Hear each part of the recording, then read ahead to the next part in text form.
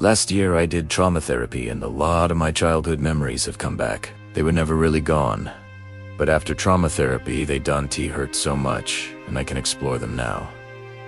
My dad had a casino boat business. Two men tried to steal that business. When my dad confronted one of them, the argument got heated and my dad stabbed him in the hand with a pen. That man was connected to the Gambino family, the Italian mob, and they put a hit out on my dad. One night when my dad was driving home from work, his car was boxed in and he was shot at. This happened when I was in 3rd grade. One morning before school, my mom woke me and my brother up and took us over to our neighbor's house. She told us that our dad had died. I don't remember crying. I only wanted to go play Roller Coaster Tycoon. I didn't have to go to school for a few days, which was great. Next week, at school lunch, I realized what dying meant. I was thinking about maraschino cherries. I used to sit at the bar at my parents' hotel drinking Shirley Temples, and I would ask for extra cherries.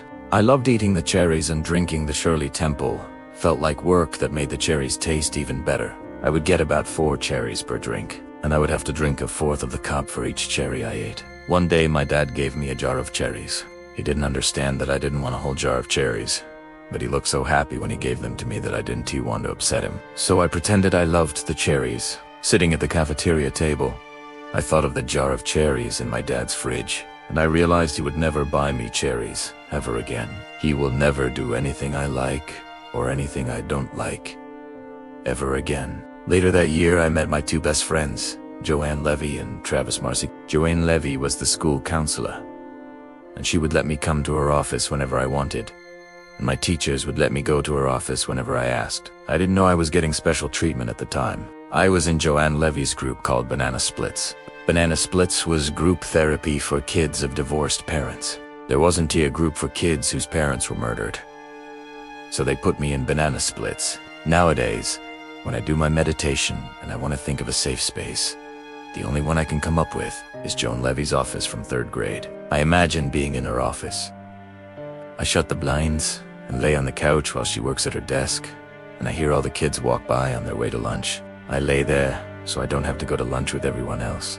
I imagine that Joan Levy knows I have to go to lunch, but I avoid eye contact with her so she doesn't know I am there. And sometimes it hurts too much imagining myself as a little kid. So I imagine myself as a puppy sitting on her lap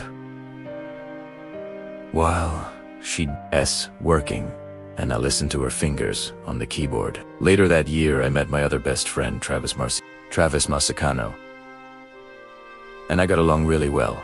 I loved hanging out with him. We were messed up in similar ways. We both loved to fight, we both loved Eminem, and we both got into drugs as soon as we could, and we got in trouble all the time. I was on a first-name basis with all the administrators, and then in 9th grade I got kicked out of school. Right before I got kicked out, I loaned Travis $700 to buy and sell weed. When I switched schools, Travis started hanging out with all the cool kids, and he started responding to my texts slower and slower. He then told me that he paid me back already when I knew he didn't. I was confused. We stopped talking, and I never saw any of the kids from my old school ever again.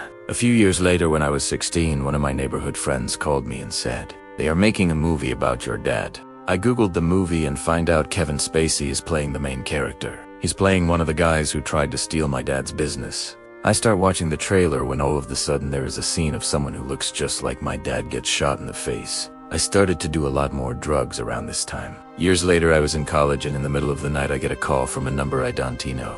I answer it and it's Travis crying. He's drunk and he's apologizing. He says he thought everyone was trying to fuck him over back then and that I was the only person who was anti.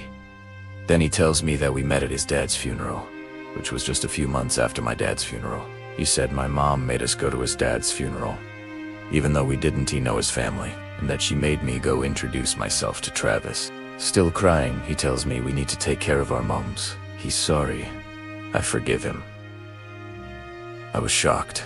I had no idea we met at his dad's funeral.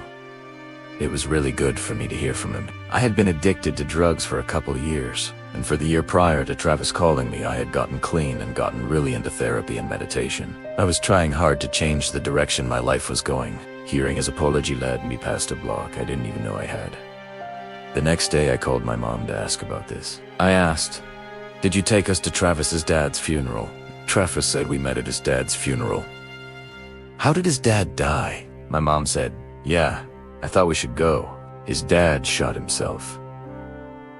Travis and I agree to meet in South Florida. We meet at night on the top floor of a parking garage at the beach. He gives me hundreds rolled up into a little wad. I wasn't expecting this. I open it and tell him it's too much. He kind of brushes me off and says, "It's right." I say thanks, and we spend the night drinking and hanging out on top of the parking garage. It took me years to figure out that he gave me too much on purpose. Recently, I read the book Forgiveness by Desmond Tutu. He says the first step toward forgiveness is telling your story. When I started reading the book, I thought it was other people I needed to forgive. But I realized through telling these stories, it's myself I need to forgive. Even though these are sad stories for me, I don't feel sad anymore. I'm exploring new territory, and this feels like the beginning of a much bigger story. Thank you. I talked to Travis and shared this story with him. We remember things differently, but that's life, I guess. I'm still going to post, because we both had our own shit going on. Travis thought that I was ditching him to hang out with my new friends at my new school. It's all good anyways. I love that guy.